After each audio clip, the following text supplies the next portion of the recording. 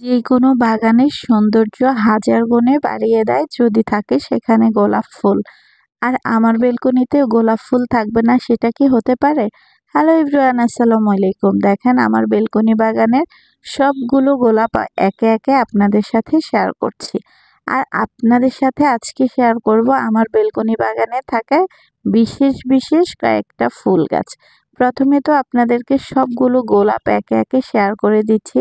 আপনারা কিন্তু দেখে নিবেন আমার বাগানে কি কি গোলাপ ফুল ছিল, কারণ কমেন্টে কিন্তু বলতে হবে যে আমার বেলকনি বাগানে কয় কালারের গোলাপ ফুল ছিল।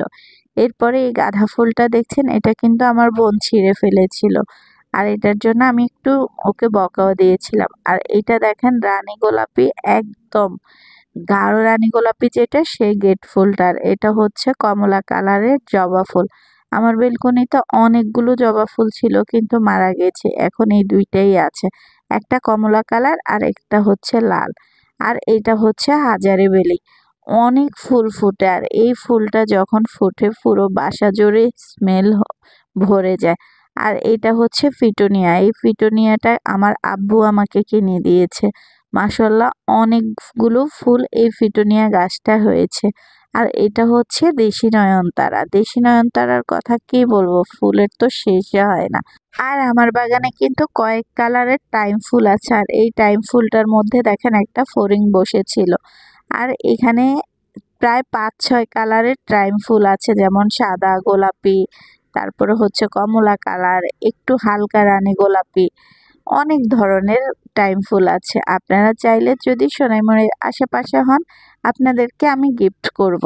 এরপরে আমার এখানে লেন্টানা, তারপরে হচ্ছে কাটা মুকুট, এই কাটা মুকুট গাছটা কিন্তু আমি একটা ঢাল থেকে করেছি, মাশাআল্লাহ এখন অনেক বড় হয়ে গেছে।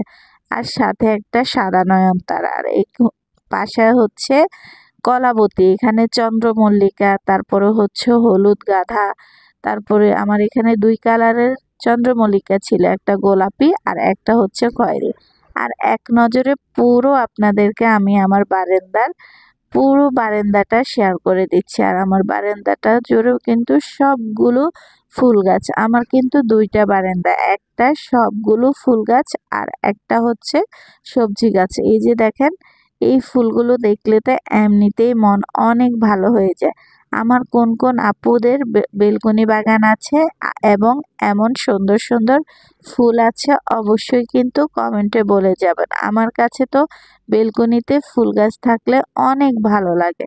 আর আমার এখানকার কোন কোন ফুলগুলো আমার আপুরা নাম জানেন সেটাও কিন্তু কমেন্ট করতে ভুলবেন না। আর আজকের ভিডিও এই পর্যন্ত, আবারও নতুন আরেকটা ভিডিও নিয়ে হাজির হয়ে যাব। সেই পর্যন্ত সবাই অনেক ভালো থাকবেন। আল্লাহ হাফেজ।